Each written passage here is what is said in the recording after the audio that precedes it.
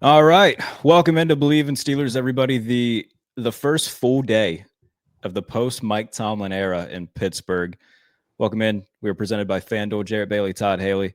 Todd, so we recorded yesterday, full transparency to give people kind of some inside baseball stuff. We recorded yesterday recapping Steelers Texans, and we had a conversation about, all right, what do you think's going to happen with Mike and whatnot? And I think we both agreed he'll be back, but if he does go away, it'll be on his own volition. Not a half hour after we wrapped, the notifications hit. Mike Tomlin steps down after 19 seasons in Pittsburgh. And it was a shock to me, and that's putting it lightly. I didn't expect to have to run back up, reset up, and do a quick thing about, oh, wow, it actually happened. Mike Tomlin's no longer the head coach in Pittsburgh. I know that you didn't expect it. What are just your immediate thoughts about everything? Well, and we said it yesterday, and when it happened, I was doing other things right after we got off, and, it was just my phone was going bananas. They wanted me to jump on Sirius XM quick, and I was like, damn, Jared and I could have broke the story. Yeah. Anyway. But as I said, and I tweeted this out, I said, I'm not surprised. I mean, not shocked, but surprised. And then I changed my mind after talking to a bunch of different people around the league. And I'm like, I am shocked. It's a big thing. So, as I said, I mean, he had such an impact, on me, the players, everybody within that building, management, that and you're seeing some of the outpouring of, players and stuff saying things. And, I think it's going to have a pretty big impact, at least for a little while, and I think the easy answer is, well, the Steelers, they've had three coaches in the last, since 1969, they're going to do it again. But it's different people doing it now, and Mike mentioned Dan Rooney, the late, great Dan Rooney, and his little statement thing. So I know how much that Dan Rooney meant to Mike and vice versa. So, and so it's different people. It's not, it's a different GM. Art the second's in a totally different position. So, I think it's gonna be a little tricky thing the Steelers got to get through on top of not having a quarterback. Yeah, and I wrote a thing about it this morning, just, not even being like the analyst side of things, just, the personal side of it, the fan side of it. And I've said plenty of times on here, written, whatever it may be, for the last couple years, I've said, all right, maybe this thing's met its end. But you can say that while also acknowledging just how hard it would ever be to replicate what he's done in the last 19 years, where we're probably not going to see another run like this, not just in Pittsburgh, but in the league for a while. The continuity just isn't what it used to be in the league. And so for him to put together 19 years, tied Chuck Noll for most regular season wins in franchise history. And the things that he did in these last 19 years, when he was hired, I was in third grade. I'm 27 now. So like indirectly for the last 2 decades, he's been, a large part of my life. And no matter how frustrating it could have been at times, especially into these last few years, I do want to make it, very clear that any sort of frustration for the on the field stuff was never a disdain for Mike the guy. I'm not going to pretend I know Mike, but always seemed like a stand-up dude, always seemed like a very good dude. And whatever he does next, whether that is, take the year off and come back in 2027 like your buddy Sean Payton did, if he, goes right back into it with another team, whatever it is, and whenever he does come back to coaching, if he does, he's going to go somewhere that needs a good captain to right the ship. I have zero doubt that he'll be the right guy to do it. And I wish him nothing but the best, because, again, it got frustrating at times, but the good times that I've had with him as the head coach, especially in my younger days, watching Super Bowl 43, my dad not being in the same room as us because he got too animated, and remembering how I felt when they won that game, getting to another Super Bowl, plenty of like huge moments and minuscule moments that like no one. Thanks for bringing that one up. Sorry. I know. Yeah, I shouldn't bring that up around you as much as I do. But not even just like the big moments, but like minuscule moments. Like some of my biggest joys of football, most of them, if not all of them, involve Mike Tomlin in some way, shape, or form because he's been the head coach of this team for almost my entire life. Whether it is the Super Bowls or, Mike Vick coming in because Ben was hurt against the Chargers and launching a piss missile to Marcus Wheaton and Lev running it in at the gun to win on Monday night. Like games like that you remember for the rest of your life, that I'll remember for the rest of my life. He was the guy under the headset. I have nothing but respect for him. I wish him nothing but the best. And like I said, wherever he goes next, whenever that time comes, I have zero doubts that he's going to kill it. Yeah, and we've talked a lot about him, and obviously my perspective a little different, and I'm a realist also. I was thinking last night when talking to people, I'm like, if Le'Veon Bell doesn't pull a hamstring at 16 at New England on the first freaking series, and we're able to go toe to toe and figure out a way to win, this conversation wouldn't even be had. But that is life in the NFL. I mean. Things happen. We did have some great moments, but I think you have to keep in mind that when I got to Pittsburgh in 2012, Palomalu was still there. Brett Keys was, there were still a lot of those names, but they were older, aging players that were kind of at the end. So, yes, we got an influx offensively, and we still had Ben. So we did some really good things, but we just didn't have the defense.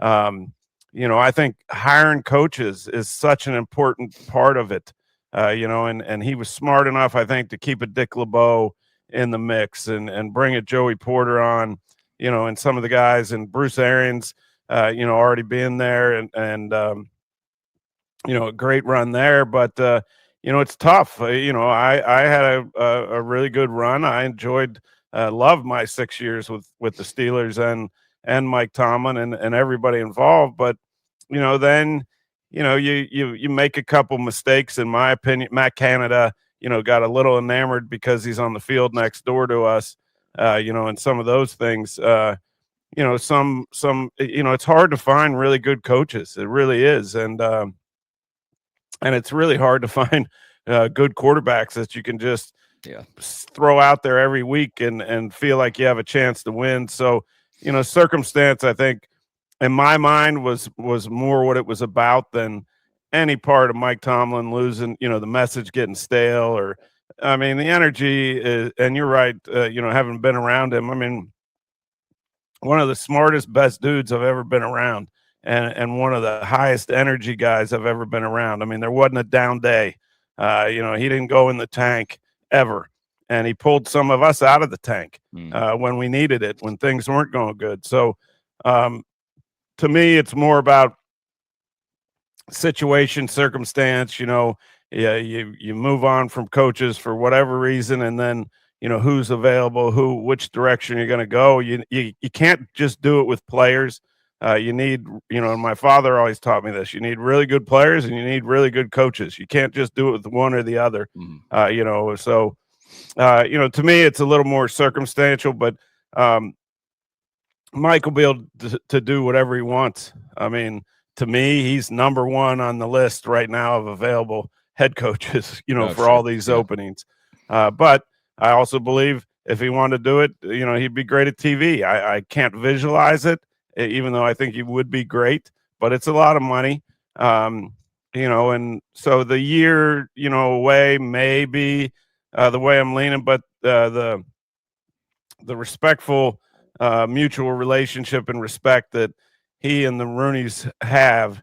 I think if he does want to coach, I would think that both parties would figure out a way to work it out. So I think it's up in the air right now, and it'll be interesting to see what happens. Yeah, I believe Ian Rappaport of NFL Network had reported that he plans to take the year off, which, again, after 19 years of doing anything, you get burnout, I'm sure. So if he takes the year off, again, I think this time next year, he'll be able to have his pick of wherever he wants to go. Should, he want to get back into coaching next year. Pittsburgh retains his right. So again, very similar to Sean Payton, where he steps down as the Saints head coach, takes a year off, does some TV stuff at Fox. The Broncos want to make him their head coach. They work out a trade with New Orleans. If and when Mike does return to coaching, it'll be pretty similar to that. And over the next year, we're going to see which teams are going to be in the mix for that. So time will tell. But Art Rooney held a press conference today to talk about, just what's next. A few big notes at least, that he made pretty clear. The next head coach isn't on the current staff. He said whoever the coaches that they hire, if they want to keep some current assistants around, that's up to them, but made it pretty clear that the next head coach isn't on this staff. Some people were, inferring that Arthur Smith might be a guy that could get at least an interview and maybe just inherit the job almost, but Rooney made it pretty clear Arthur Smith and no one else on the staff will be the next head coach of Pittsburgh. Yeah, and to switch gears for a second, because I meant to say this, sure, you talked about at a young age, that was the head coach of the Steelers, your team that you pay attention to and care about, I assume, and love.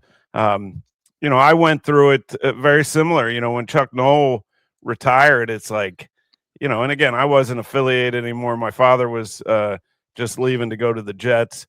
In 1990, that happened in 91, right? It was Cowher's first year. So, from afar, I'm like, this doesn't feel right. But obviously, Bill Cowher forged his way as a Hall of Fame head coach, which Mike Tomlin, I believe will be, as soon as he's done. So I kind of went through that, and I know those feelings, not so much when Cowher stepped down because I was now coaching and involved in the league.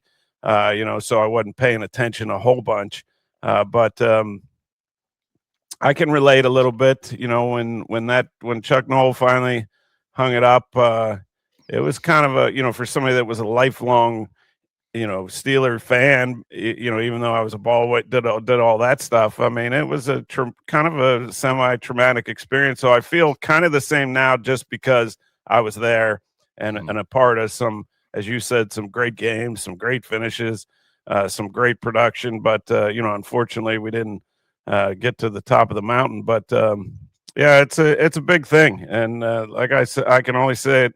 I can't say it too many times. I mean, this guy, he might have been burnout. You never saw it.